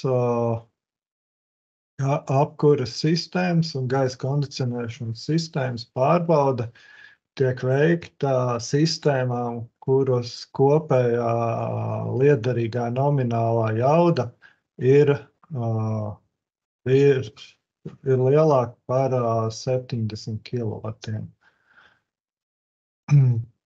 Tad gan apkurs sistēmām, gan gaisa kondicionēšanas sistēmām un abām šīs sistēmām, kas ir savienotas ar ventilācijas sistēmām, ir jāveic šāda pārbaude. Šo pārbaudi veica neatkarīgs eksperts ēku energoefektivitātes jomā, jeb energoauditors, kur kompetences joma ir tieši šī apkurs sistēma un gaisa kondicionēšanas sistēmas pārbaude, kuram auditoram ir šī joma, var pārliecināties būvniecības informācijas sistēmas reģistrā, ko Kristofs rādīja iepriekšējā slaidā. Un tad viens no punktiem šajā likumā ir, ka šīs pārbaudes nav jāveic ēkas īpašniekiem, kam ir noslēgts energoefektivitātes pakalpojumu līgums. Un kas tas ir? Tas jau ir atrunāts tālāk energoefektivitātes likuma 14. pantā. Vēlāk varēsiet aiziet uz plano.lv, apskatīties prezentācijas, un es jau šeit esmu salicis hiperlinks, varēsiet apskatīt, kas tur ir precīzāk rakstīts. Bet tie ir līgumi, kas tiek parasti slēgti ar energoservisu kompānijām, un tad ir noteikts prasības, kam jāparādās līgumā. Tas ir energoefektivitātes pasākums saraksts, ieviešanas plāns un tāme. Tad ir jābūt garantētam enerģijas ietaupījumam un noteikumiem, kam jāievēro abām pusēm. Un tad panāktā naudas ietaupījuma sadalījums. Pārsvarā, reti, kurai šādai ēkai ir, šāds līgums ir, tad mēs varam iet tālāk. Konkrēti, kā jau un kam veicams šīs pārbaudes ir noteikts jau gan Agre, gan Kristapa pieminētajos ēku energoefektivitātes un aprēķina metodas un energosertifikācijas noteikumos. Tur ir atsevišķa sastāvdaļa, apkurs sistēma un gaisa kondicionēšanas sistēma pārbaude. Tātad šī pārbaude jāveic apkurs sistēmām, kā jau es iepriekš minēju, un sistēmām, kas ir savienotas ar ventilācijas sistēmu, ja kopējā liederīgā nominālā jauda ir virs 70 kW. Tas pats attiecās uz gaisa kondicionēšanas sistēmu. Kopējā liederīgā nominālā jauda ir virs 70. Un tad ir atsevišķs punkts, kā ēkām, kuru kopējā liederīgā nominālā jaudā gaisa kondicionēšanas sistēmai vai apkurs sistēmai ir lielāka par 290 kW, ir jāveic ēkas automatizācijas kontrols un tehniskās vadības izvērtējums. Tātad vēl papildus dokuments, papildus izvērtējums, kas jāveic jau lielākām ēkām. Kad tiek veiktas šīs pārbaudes? Tas galvenais, kad tiek veiktas šīs pārbaudes, ir veicot ēkas energosertifikāciju. Šis ir būtiski zināt, gribētu teikt, pašvaldībām, pašvaldību pārstāvjiem, energo pārvaldniekiem, kas izsludina un strādā pie iepirkuma izsludināšanas tieši uz ēkas energo certifikātiem. Šobrīd, tātad veicot ēkas energo certifikāciju, ja jūsu apkurs sistēmas liederīgā jauda ir lielāka par 70 kW, tad jums ir jāveic šī pārbauda. Kāpēc tas ir svarīgi? To būtu svarīgi norādīt jau šajā te izsludinot iepirkumu, ka ir jāveic ēkas certifikācija un ir jāsastādā apkuras sistēmas pārbaudas akts. Šādus piemērus es vēl neesmu redzējis arī pēdējos pašvaldību iepirkumos par ēku energosertifikāciju, ka ir ēku saraksts tikai, kurām ir jāveic certifikācija, bet nav minēts, vai ir jāveic papildus šī apkuras, visbiežāk apkuras, bet arī gaisa kondicionēšanas sistēma pārbauda. Un tad vēl 3 punkti, kad šīs sistēmas ir jāpārbauda, ja veikta ēkas atjaunošana un pārbūve, kur nav veikta pilnība apkuras sistēmas vai dzēsēšanas sistēmas avotu pārbauda.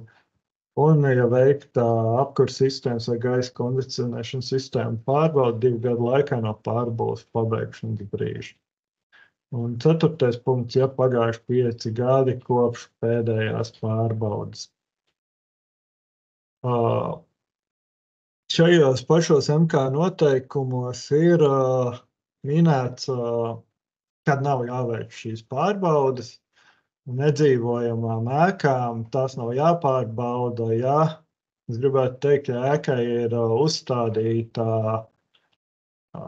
Advanced BMS Building Management sistēma, ēkas vadības sistēma latviski, kas patstāvīgi spēj uzraudzīt, reģistrēt, analizēt un dot iespēju koriģēt enerģijas izmantošanu, salīdzinoši novērtēt ēkas energoefektivitāti, atklāt zudumus, informēt ēkas atbildīgo personu.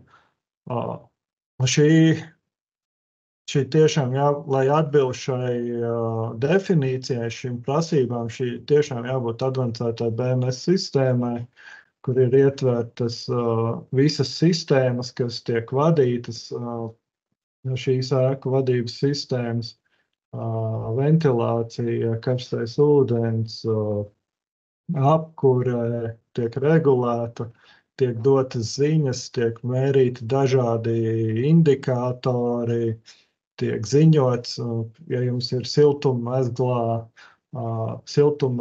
ar vadības paneli, kur jūs varat ielikt temperatūras grafiku, tad tas neatbilst šai definīcijai.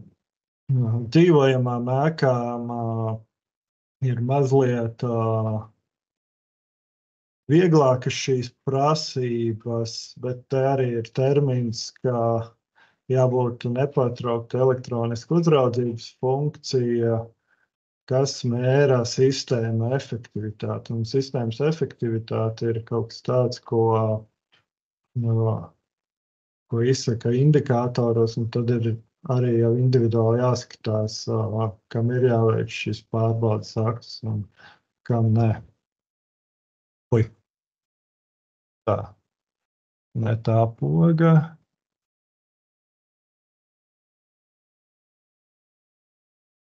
Tā. Es biju šeit. Jā. Tad tālāk par pašu apkuras sistēmas pārbaudas aktu. Visu laiku bija termins, kas ir kopējā nominālā siltuma jauda. Ja tas ir katls, tad tā ir katla nominālā siltuma jauda. Šeit ir piemēram uz katla šī tehniskā informācija, kur parādīta nominālā jauda 1600 kilovati katlam. Tātad jāveic apkuras sistēmas pārbaudas akts. Jāveic pārbauda un jāsastāda šis akts. Ja šī ēka ir pieslēgta centralizētai siltumapgādes sistēmai, tad tad šis siltuma avots un šī liederīgā nominālā jauda ir apkures siltummaiņa jauda, kas ir uzstādīta siltummezglā. Šeit ir attēlā parādīts izgriezums no siltummezgla schēmas, kurā parādīts apkures siltummaiņas ar 131 kW. Tas nozīmē arī, ka ir jāveic apkures sistēmas pārbaudas akts. Siltummaiņiem šī jauda ir norādīta schēmās. Jaunākajās schēmās to var atrast, vecākās schēmās, un kur schēmas nav atjaunotas, šī informācija var arī neparādīties un varbūt bijušas kaut kādas izmaiņas. Tad viens variants ir skatīties uz pašu siltummaiņu, skatīties, vai viņam ir šī tehniskā informācija, tāpat kā katlam kaut kur parādās, kaut kur uzlīmēt, kur parādās šī nominālā jauda. Vai skatīties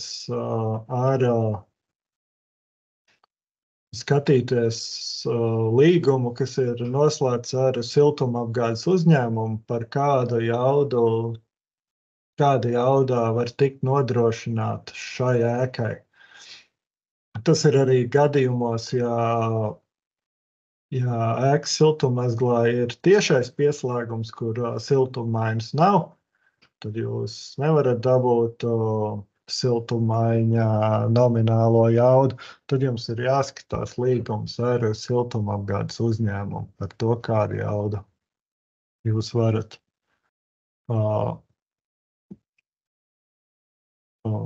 kādu jaudu jūs varat saņemt no viņa, un tas arī nozīmē šo kopējā liederīgā nominālā siltuma jaudu.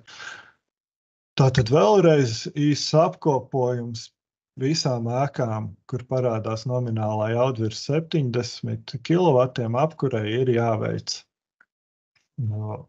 apkuras sistēmas pārbaudas akts. Gadījumā, ja ir kombinēti 4 katli, kur nominālā siltuma jauda ir 45 kW, kopējā ir 180 kW, un arī šis nozīmē, ka ir jāveic apkuras sistēmas pārbaudas akts. Apkuras aktu sastāda pēc šī standarta, kas ir ietverts tajā standarta grupā, ko Kristaps rādīja. Tā mērķis ir palīdzēt noteikt iespējamā uzlabojuma jomas, noteikt kritērijus ar mērķi nodrošināt uzticams ieteikums energoefektivitātes pasākumiem un sniegt ieteikumus apkuras katla un sistēmas lieluma izvēlei.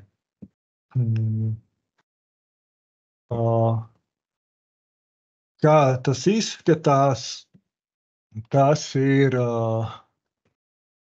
Tā ir titullapa šeit parādīta, kas tiek ietverts informācija par ēku.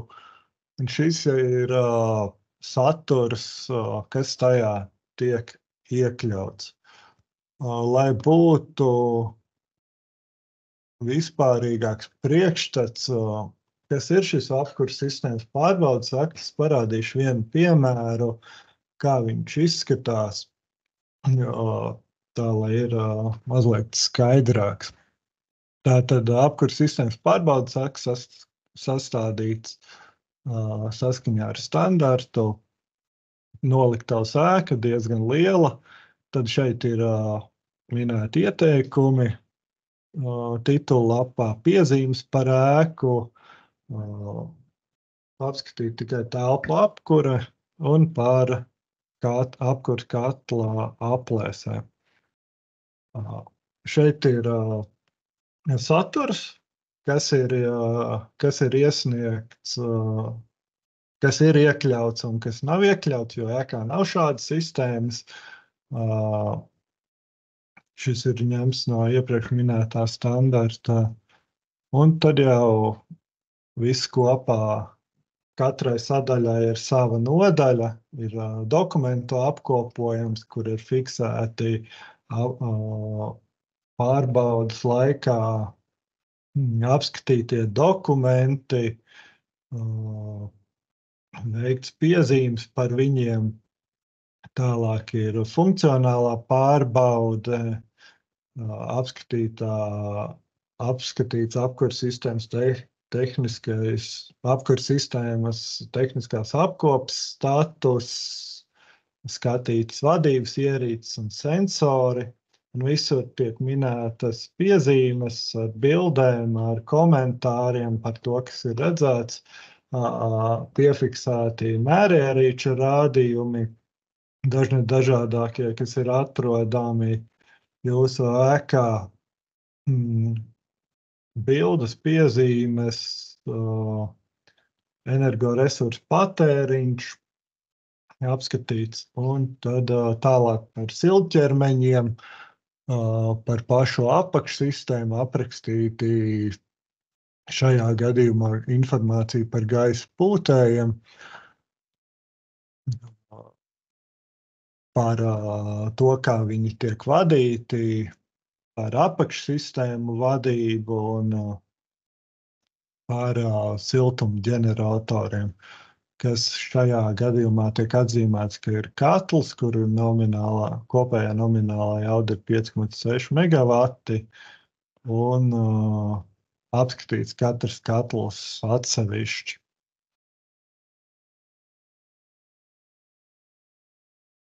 Tā kā šādi izskatās šis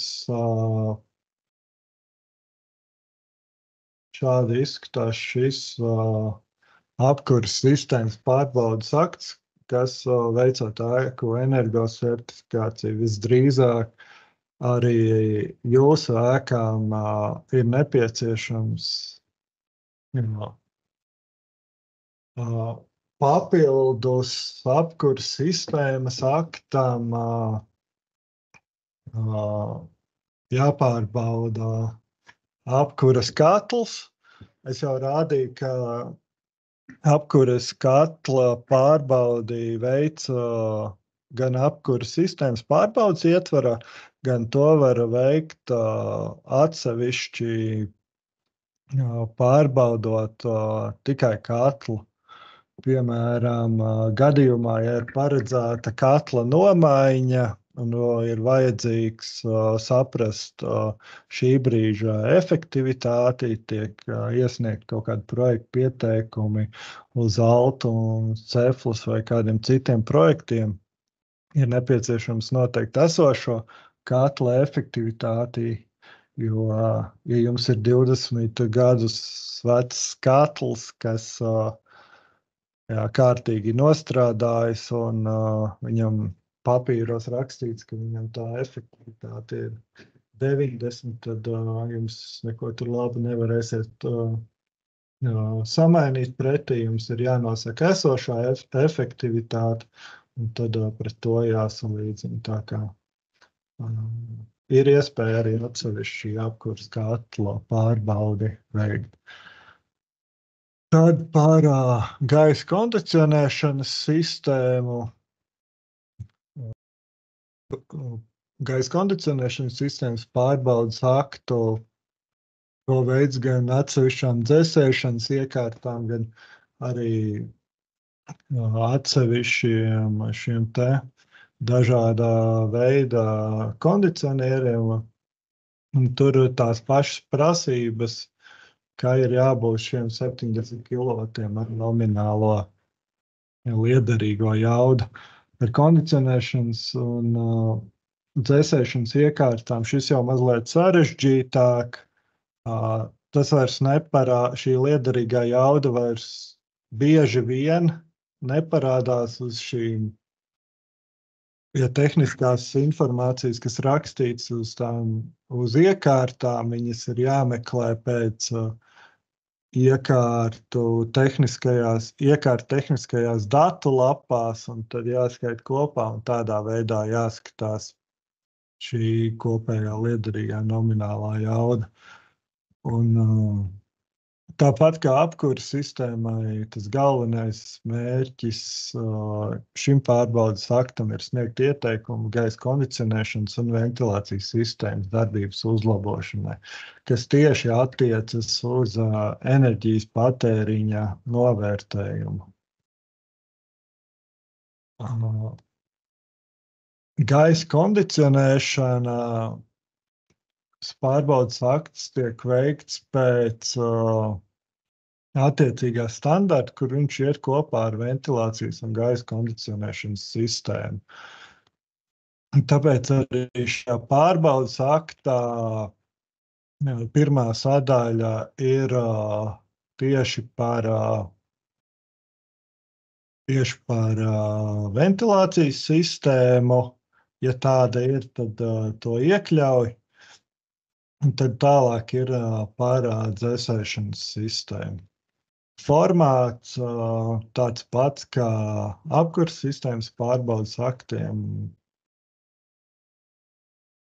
Tāds pats saturs, tāda paša informācija. Tātad par visām sistēmām pēc satura varat redzēt, kas tur ir nepieciešams. Un aizpilda tāpat. Atšķirības starp apkures sistēmu un gaisa kondicionēšanas sistēmas pārbaudes aktiem ir tāda, ka būvniecības informācijas sistēmā var sagatavot apkures pārbaudes aktu ar atsevišķu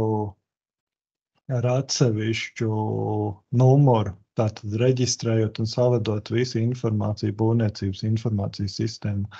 Bet gaisa kondicionēšanas pārbaudes aktiem šī iespēja nav, un tad viņi vienkārši akti tiek parakstīti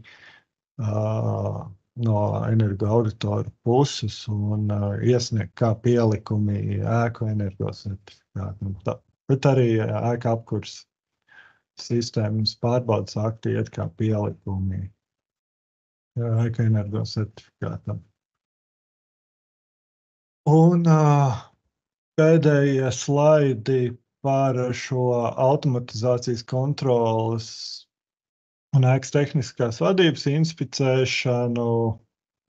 Tātad tas mērķis ir noteikt sistēmu automatizācijas līmeni, sniegt ieteikums tā palielināšanai, un tiek ietvērtas tādas apakšsistēmas, apkursardzības, karstais ūdens, dzēsēšana, ventilācija, apgaismojums, žalūzija un pašas ēkas vadības sistēmas, ir BMS novērtējums.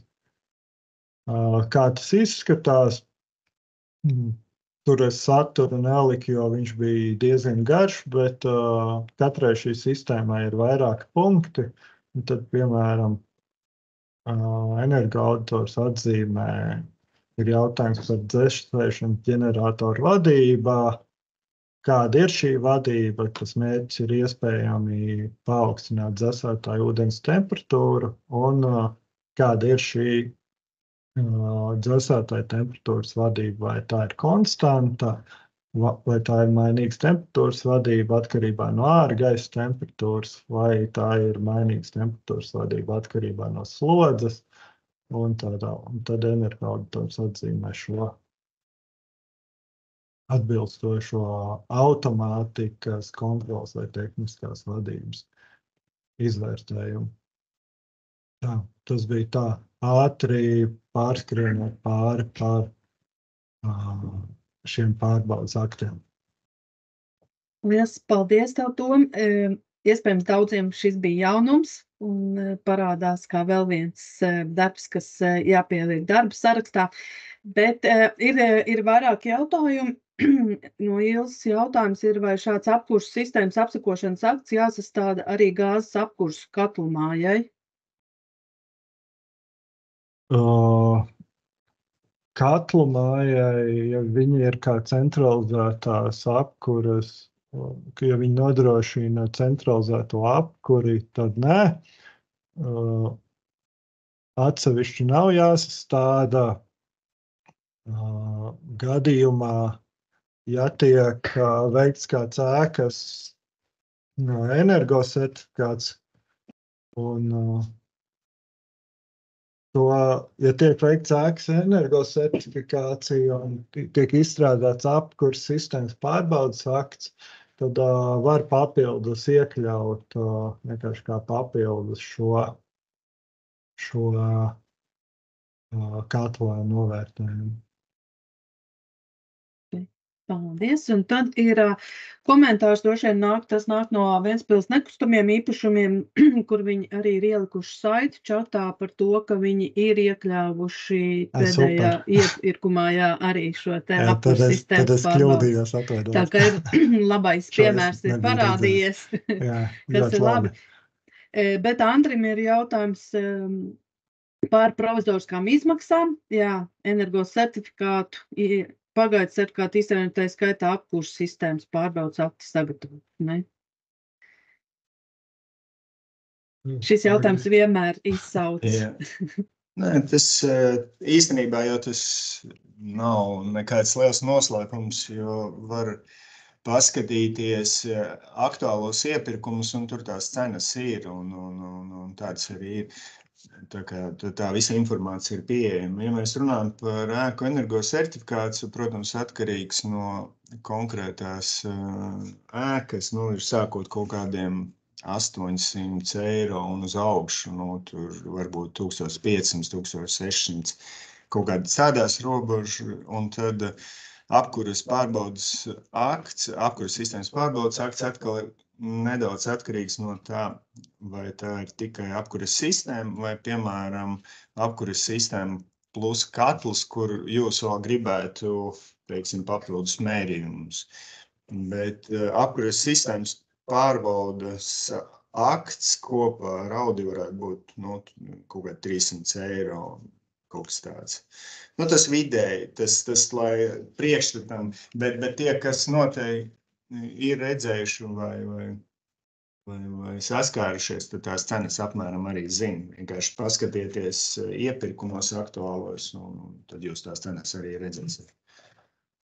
Jā, redz, kur jau links ir uz iepirkumu, tad noteikti var redzēt arī, kas ir uzvarējis un par kādām summām, cik ēkām. Tur vienkārši var apskatīties, cik tas izmaksā. Tur diezgan labi teikt, var izvilkt šīs visas izmaksas.